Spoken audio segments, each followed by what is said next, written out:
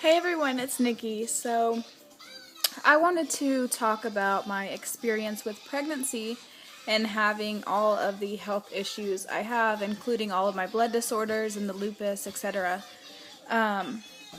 Pregnancy for me was extremely rough. Like, I was so sick the whole time.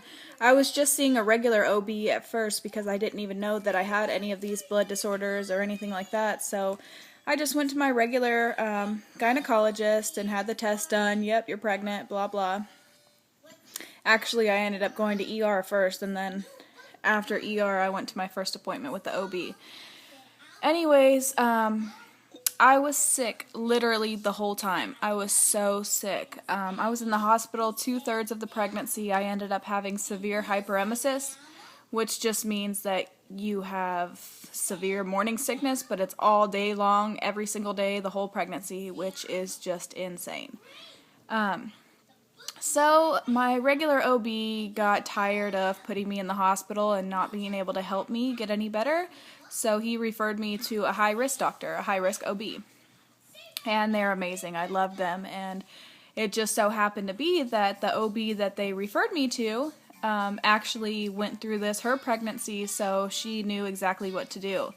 But before I actually saw them, my regular OB, like since I was in and out of the hospital and stuff, he tried putting a Zofran pump in my stomach, and I had that for a few weeks. It did not help at all.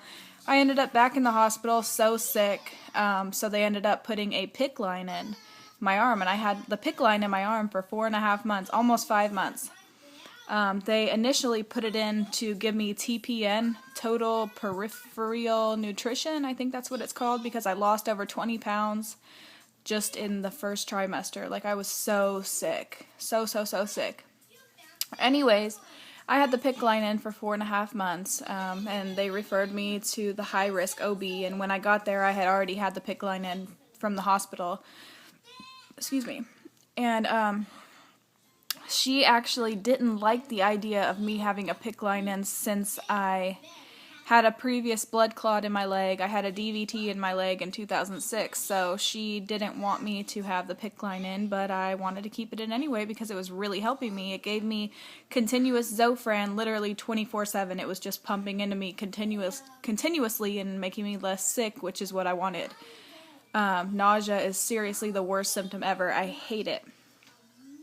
Anyway, so I ended up keeping it in, like I said, for 4.5 months. And the pregnancy was just crazy. She wanted to take it out and put one of those NG tubes down, but I didn't want that. I just kept the PICC line, like I said. But besides that, she ended up running tests and stuff because I never had tests before that pregnancy from any of my OBs or regular doctors or anything checking to see if I had blood disorders, which would be why I had the blood clot in my leg in 2006. They just treated it. They didn't test me for anything to see, oh, I wonder why she had this blood clot or anything. So they ended up doing those tests, and they found out that I have antiphospholipid antibody syndrome and factor V lead-in and PI1. And I also have anemia as well. But the 3 ones that I said at first, the APS, factor V lead-in, and PI1, they're all blood clotting disorders. So when she found that out, I ended up having to give myself 2 Lovenox shots, which are blood thinners, in my stomach every day, every 12 hours. I think I did it at like 9 in the morning and 9 at night, every day the whole pregnancy to make sure that I didn't get a blood clot. And then I had to stop, I had to be induced, sorry, I forgot the word, I had to be induced to make sure that I didn't hemorrhage or get a blood clot or anything like that since I was on blood thinners. So they induced me at exactly 38 weeks, and I had to stop the Lovenox shots. I think it was 24 to 48 hours before they induced me to make sure that I didn't hemorrhage. So I stopped those, and everything was fine. But rewind, I don't know how I got that far.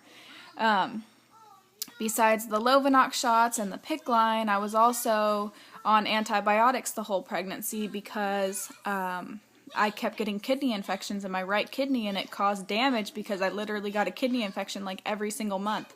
So my doctor ended up putting me on antibiotics every day. Like I had to take them every single day instead of just when I got the infections because I was getting them so much. So she just put me on the antibiotics to prevent getting them in the first place. So with me being on all the antibiotics, that caused yeast infections. So I got yeast infections like every single month too. So then I had to treat those with the diflucan pills and the Monistat. Oh, and it was just a wreck. I hated it. So yeah, it's like one thing after another. You treat the kidney infections with the antibiotics, and then the antibiotics cause yeast infections, and it's like, geez, when is this going to end?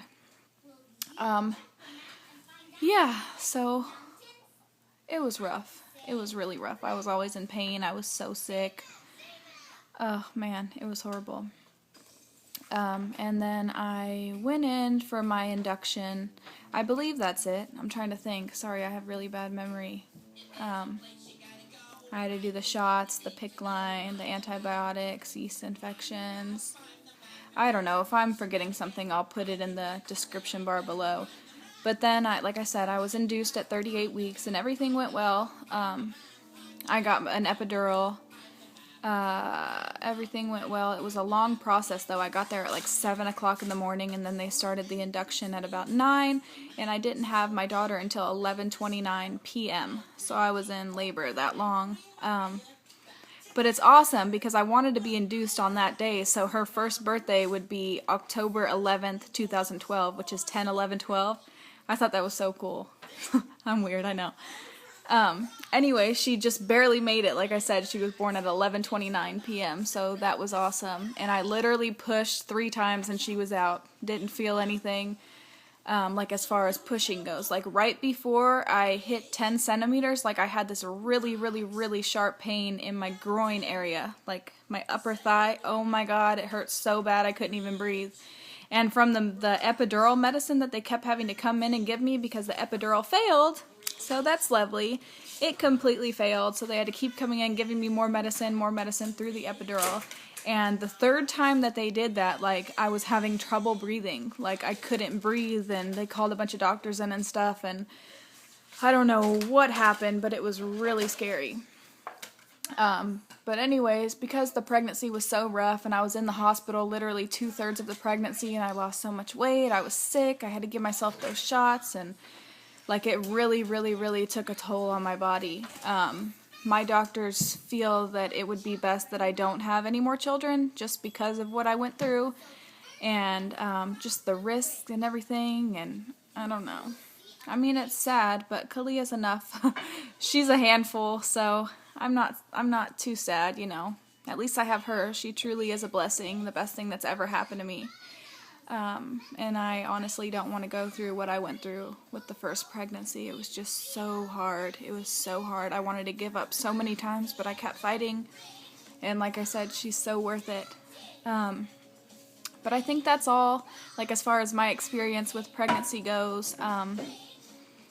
I was pregnant in 2009 as well, but I had a miscarriage. They actually thought that it was a molar pregnancy.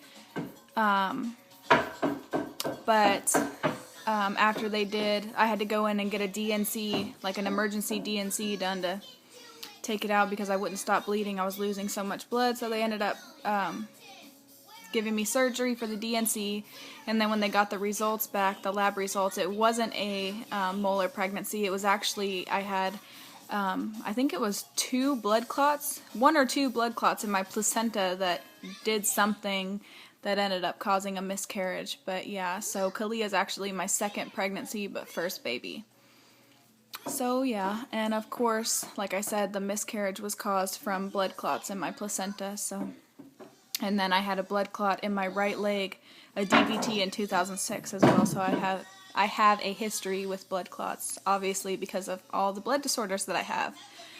But anyways, I just wanted to make this quick little video. I want to try and make a video as many times as I can this month just to spread awareness for this horrible disease that myself and so many others suffer from every day. Yeah, I hope you all are doing amazing, and like I said, I'm hopefully going to be making another video soon. Bye!